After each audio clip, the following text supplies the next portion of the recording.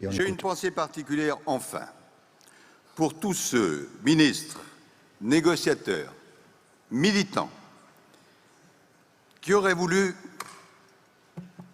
être là, en cette circonstance probablement historique, mais qui ont agi et lutté sans pouvoir connaître ce jour.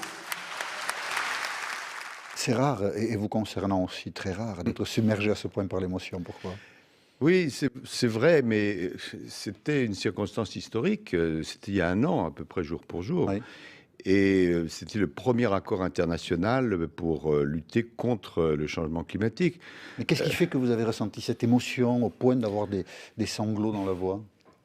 Mais parce qu'il y avait devant moi là, les 195 pays, enfin leurs représentants, c'est des gens qui avaient travaillé, qui s'étaient souvent disputés depuis des années, mais autour de la même cause, et tout d'un coup on y arrivait.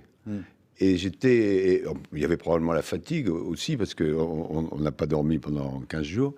Et puis, j'avais le sentiment que, souvent on galvaude le terme historique, mais là c'était historique. Et maintenant tout le monde reconnaît que l'accord de Paris, c'est ce qui peut faire basculer dans le bon sens un combat qui est le combat de l'humanité.